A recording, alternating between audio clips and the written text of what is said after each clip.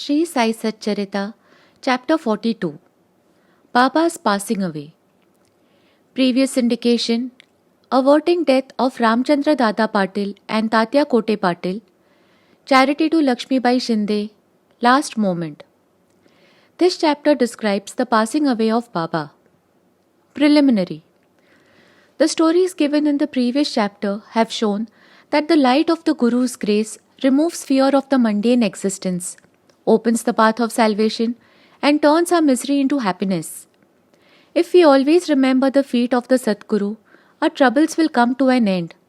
Death loses its sting, and the misery of this mundane existence is obliterated. Therefore, those who care for their welfare should carefully listen to these stories of Sai Samarth, which will purify their minds. In the beginning, Hemadpant dwells on Dr. Pandit's worship and his marking Baba's forehead with the tripund, that is 3 horizontal lines. But as this has been already described in chapter 11, it has been omitted here. Previous indication. The readers up till now heard the stories of Baba's life. Let them now hear attentively Baba's passing away. Baba got a slight fever on 28 September 1918.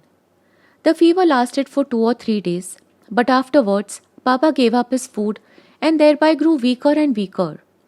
On the 17th day, that is Tuesday, the 15th October 1918, Baba left his mortal coil at about 2:30 p.m. As per Professor G.G. Narke's letter dated 5th November 1918 to Dada Saheb Khaparde, published in the Sai Leela magazine. 2 years before this, that is in 1916, Baba gave an indication of his passing away, but nobody understood it then. It was as follows. On the Vijayadashmi, that is Dasra day, Baba all of a sudden got into a wild rage in the evening when the people were returning from their Simolanghan, that is crossing the border or limits of the village. Taking off his headdress, kafni, langot, etc., he tore them and threw them in the dhuni before him.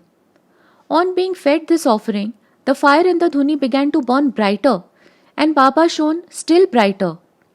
He stood there stark naked and with his burning red eyes shouted, "You fellows, now have a look and decide finally whether I am a Muslim or a Hindu." Everybody was trembling with fear, and none dared to approach Baba. After some time, Bhagoji Shinde, the leper devotee of Baba, went boldly near him and succeeded in tying a langot, that is a waistband, around his waist, and said, "Baba, what is all this? Today is the Simolanghan, that is Dasra holiday." Baba, striking to the ground with his satka, said, "This is my Simolanghan, crossing the border." Baba did not cool down till 11 p.m. and the people doubted whether the Chowdi procession would ever take place that night.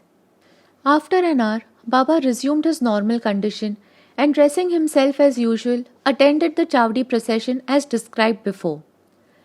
By this incident, Baba gave a suggestion that Dasra was the proper time for him to cross the border of life, but none understood its meaning then.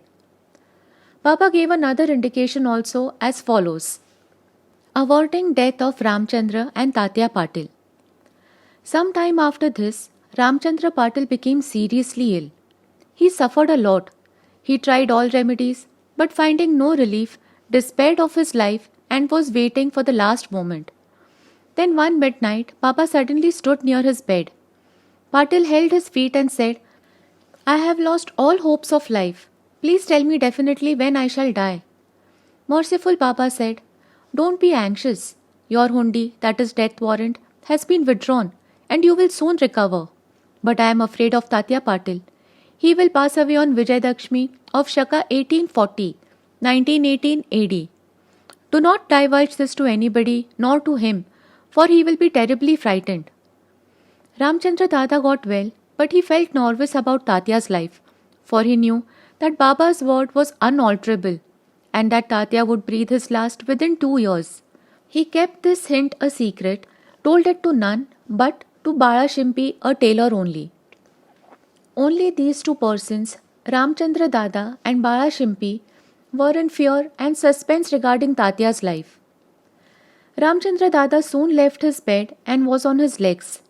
Time passed quickly, The month of Bhadrapad of Shaka 1840-1918 was ending and Ashwin was approaching. True to Baba's word, Tatya fell sick and was bedridden, and so he could not come for Baba's darshan. Baba was also down with fever. Tatya had full faith in Baba.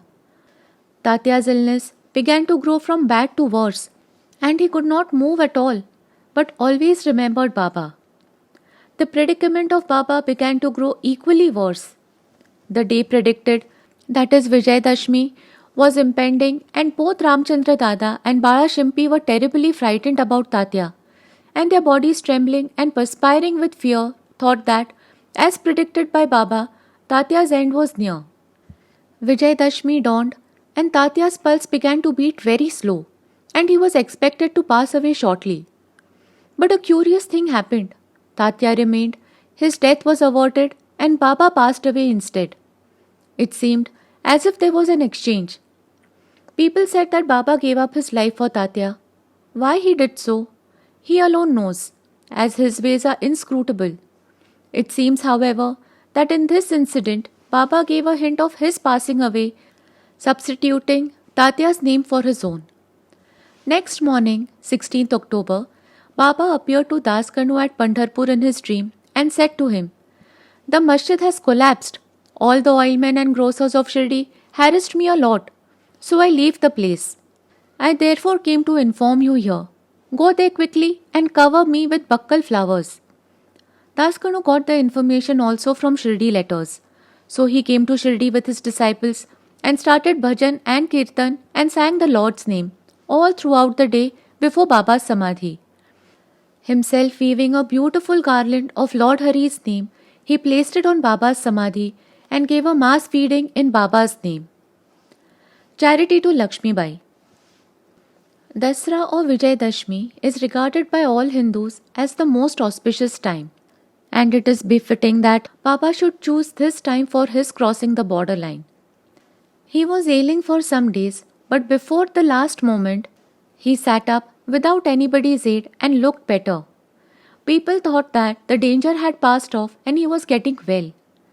He knew that he was to pass away soon, and therefore he wanted to give some money as charity to Lakshmi Bai Shinde. Baba pervading all creatures. This Lakshmi Bai Shinde was a good and well-to-do woman. She was serving in the masjid day and night. Except Bhagat Malsapati, Tatya and Lakshmi Bai, none was allowed to step in the masjid at night. Once while Baba was sitting in the masjid with Tatya in the evening, Lakshmi Bai came and saluted Baba. The latter said to her, "Oh Lakshmi, I am very hungry." Off she went saying, "Baba, wait a bit, I will return immediately with bread." She did return with bread and vegetables and placed the same before Baba. He took it and gave it to a dog. Lakshmi Bai then asked, "What is this, Baba? I ran in haste, prepared bread with my own hands for you, and you threw it to a dog without eating a morsel of it. You gave me trouble unnecessarily." Baba replied, "Why do you grieve for nothing? The appeasement of the dog's hunger is the same as mine. The dog has a soul. The creatures may be different, but the hunger of all is the same, though some speak and others are dumb. Know for certain that he who feeds the hungry really serves me with food. Regard this as truth." This is an ordinary incident, but Baba thereby propounded the great spiritual truth and showed its practical application in daily life without hurting anybody's feelings. From this time onward, Lakshmi Bai began to offer him daily bread and milk with love and devotion. Baba accepted and ate it appreciatingly.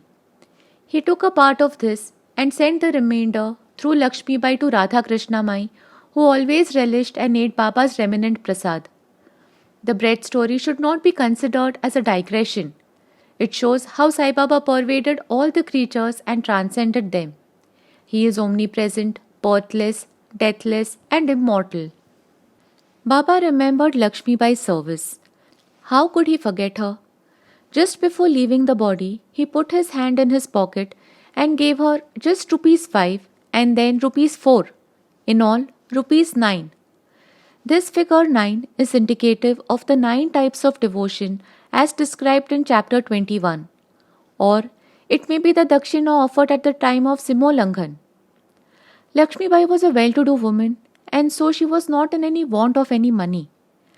Baba might have suggested to her and brought to her notice the 9 characteristics of a good disciple as mentioned in the 6th verse of chapter 10, Skanda 11 of the Bhagavad, wherein first 5 and then 4 characteristics are mentioned in the first and second couplets. Baba's this gift of 9 she will remember ever. Being so watchful and conscious, Baba also took other precautions in his last moment. He ordered them all to clear off with due consideration for his devotees. Kaka Sahib Dikshit, Bapu Sahib Booty and others were in the masjid anxiously waiting upon Baba, but he asked them to go to the Wada and return after meals. They could not leave Baba's presence, nor could they disobey him. So with heavy hearts and heavy feet, they went to the Wada.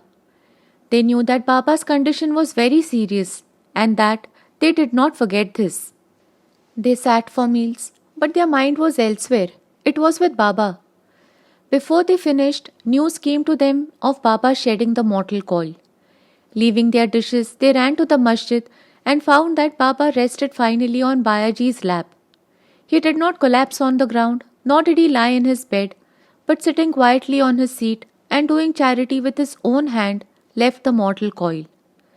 Saints embody themselves and come into this world with a definite mission, and after that is fulfilled, they pass away as quietly and easily as they came. Bow to Shri Sai, peace be to all.